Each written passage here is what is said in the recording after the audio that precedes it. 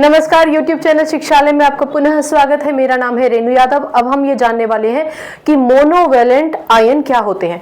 पिछले लेक्चर से आपको ये तो अंदाजा है ही कि मोनो का मतलब होता है वन और वैलेंट यहाँ पर वैलेंसी को डिनोट करता है। तो मोनोवैलेंट का मतलब वो एलिमेंट्स जिन पर एक इलेक्ट्रॉन देने की वजह से एक पॉजिटिव चार्ज आएगा। ठीक है, तो किसी भी चीज को मगअप करने की जरूरत नहीं है, आपको धीरे धीरे सब कुछ याद हो जाएगा। बस आप लेक्चर को ध्यान से सुनिए।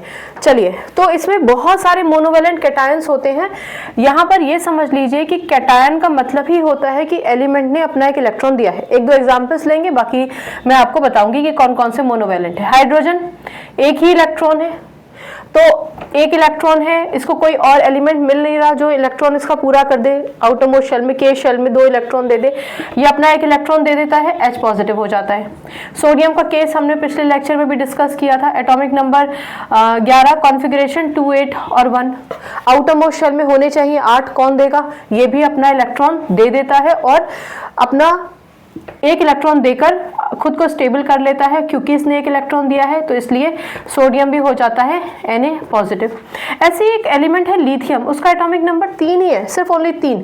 तो पहले शेल में 2 इलेक्ट्रॉन, दूसरे शेल में 1 इलेक्ट्रॉन, ये भी अपना एक इलेक्ट्रॉन दे देता है और बन जाता है Li पॉजिटिव, यानी लिथियम आयन। ठीक, मैं आपको फिर से याद दिलाना चाहूंगी, ये जितने भी एलिमेंट्स हैं इनको आप आयन नहीं बोल सकते हैं। इन सबके पास अपने अपने पूरे इलेक्ट्रॉन्स हैं, पर जब ये इलेक्ट्रॉन दे देते हैं तो इन पर देखो सब पर पॉजिटिव चार्ज आ गया, इसलिए कॉमनली आप इनको आयन कह सकते हैं। पर्टिकुलरली ये कैटायन है। अब आप देखिए, सबने एक एक इलेक्ट्रॉन ही दिया है, इसलिए सब पर एक एक पॉजिटिव चार्ज ही आया है। तो अब अगर मैं आपसे पूछूं कि इसकी वैलेंसी कितनी है, तो डेफिनेटली आप कहेंगे कि इसकी वैलेंसी है 1, क्योंकि कोई भी एलिमेंट जब अपना एक इलेक्ट्रॉन किसी को दे देता है तो उस पर एक पॉजिटिव चार्ज आ जाता है। ठीक है, क्योंकि उसने एक ही इलेक्ट्रॉन दिया है इसलिए उसकी वैलेंसी हो गई 1। और हम सिर्फ 1 वैलेंसी वाले एलिमेंट्स का आज जिक्र करेंगे। ठीक है, हमें ये कहना चाहिए कि हम 1 वैलेंसी वाले आयंस का आज जिक्र करेंगे। रीजन भी हम मोनोवैलेंट कैटायन पढ़ रहे हैं। ओके, तो इसके कुछ एग्जाम्पल्स हैं, आइए बात करते हैं। देखिए, सबसे पहला तो आपका हाइड्रोजन आयन ही है। हाइड्रोजन आयन H पॉजिटिव, याद रखिए आयन जोड़ना आपके लिए जरूरी है। उसके बाद लिथियम आयन, लिथियम आयन अभी हमने पढ़ा Li1 पॉजिटिव। देन पोटेशियम का नाम सुना है आप लोगों ने? Potassium, potassium ion K positive. Potassium atomic number 19, configuration 2, 8, 8, 1, 8 और 8 16, 17, 18 और 1 लास्ट में। कोई देगा तो नहीं इसको, 7 इलेक्ट्रॉन थोड़ी मिल जाते हैं कभी भी, तो ऑफ कोर्स एक इलेक्ट्रॉन दे देता है और बन जाता है पोटेशियम आयन। ठीक है, अब जैसे कि सिल्वर आयन, बहुत सारे एग्जांपल्स हैं जो रैंडमली मेरे दिमाग में आते हैं और आपकी किताब में है, वो मैं दे रही हूँ आपको। सिल्वर आयन हो गया। इसके बाद देखो, आप लोगों ने मोनो एटॉमिक आयंस तो पढ़े थे, पॉली एटॉमिक आयंस भी पढ़े थे, याद है ना? तो हमारे पास पॉली एटॉमिक आयन का एक बहुत ही प्यारा एग्जाम्पल है अमोनियम आयन। अगर आपसे पूछा जाए पॉली एटॉमिक कैटायन का एक एग्जाम्पल दीजिए, तो अमोनियम आयन बहुत बेहतरीन एग्जाम्पल है, अमोनियम आयन। ठीक है ना, NH4 पॉजिटिव, याद रखिए ये अमोनियम कहलाया जाता है। जो NH3 होता है वो अमोनिया कहलाया जाता है। कंफ्यूज नहीं होना, ये आयन नहीं है, ये आयन है, अमोनियम आयन। ठीक, याद रखेंगे। चलिए, इसके बाद छोटा सा पॉज लीजिए। देखिए, अभी तो आप 9वीं क्लास में हैं, अभी तो आपने केमिस्ट्री को सुनना शुरू किया है, समझना शुरू किया है। जब आप 11वीं में जाएंगे ना, तो आप कॉन्फ़िगरेशन को एक अलग ही रूप में समझेंगे। ठीक है, तो अभी हम 11वीं वाला कॉन्सेप्ट तो आपको बता नहीं सकते, लेकिन आपको ये छोटी सी बात बता सकते हैं कि कुछ एलिमेंट्स ऐसे होते हैं जिनकी वेरिएबल वैलेंसी होती है, यानी एक ही एलिमेंट के पास ये अथॉरिटी है कि वो अपना एक इलेक्ट्रॉन दे दे और वही एलिमेंट किसी पर्टिकुलर कंडीशन में अपने 2 इलेक्ट्रॉन्स भी दे सकता है। ये बात मैं आपको क्यों बता रही हूँ? क्योंकि जब कभी भी आप कॉपर का एग्जाम्पल लेते हैं, यहाँ मैं ये हटा देती हूँ।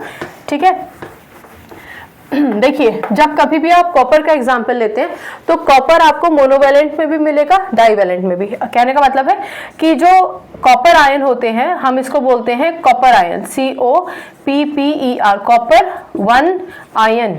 ये होता है Cu1 पॉजिटिव। पहले सुन लीजिए, इसी को हम क्यूप्रस आयन भी कहते हैं।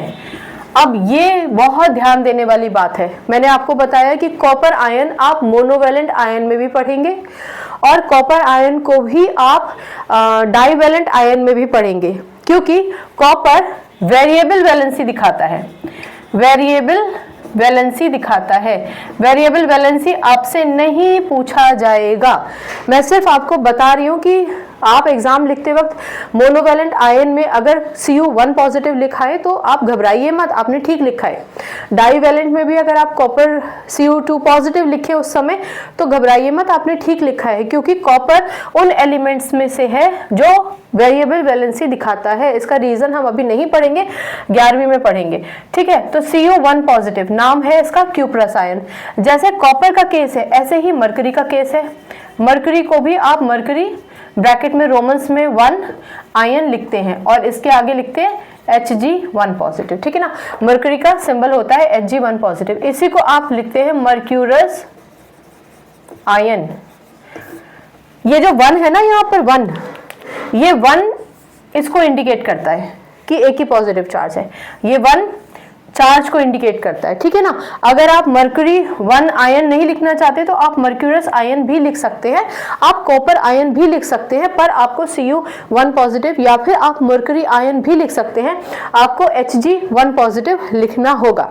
मर्क्यूरी का जो सिंबल होता है ना वो Hg होता है, कैपिटल H स्मॉल g। हमेशा अगर किसी भी एलिमेंट के आप सिंबल को देखेंगे तो पहला अल्फाबेट कैपिटल होता है और दूसरा अल्फाबेट स्मॉल होता है, याद रखिए। तो कैपिटल H और small g, capital C small u, ठीक है। तो आज आपने क्या पढ़ा? आज आपने पढ़ा कि वो एलिमेंट्स जो अपने एक इलेक्ट्रॉन को दे देते हैं वो आयंस में कन्वर्ट हो जाते हैं। हम क्योंकि आज मोनोवैलेंट कैटायन की बात कर रहे हैं, इसलिए हमने जितने भी एलिमेंट्स का जिक्र किया जिन्होंने अपना इलेक्ट्रॉन देकर आयंस में कन्वर्ट हुए, उन सब के ऊपर पॉजिटिव चार्ज है। पॉजिटिव चार्ज इंडिकेट करता है ये कैटायन है। याद रखने का सिंपल तरीका मैंने आपको बताया था, ये है, इसको काट दो, ठीक है ना। तो ये हो गया कैटायन, यानी कैटायन पर हमेशा पॉजिटिव साइन होता है।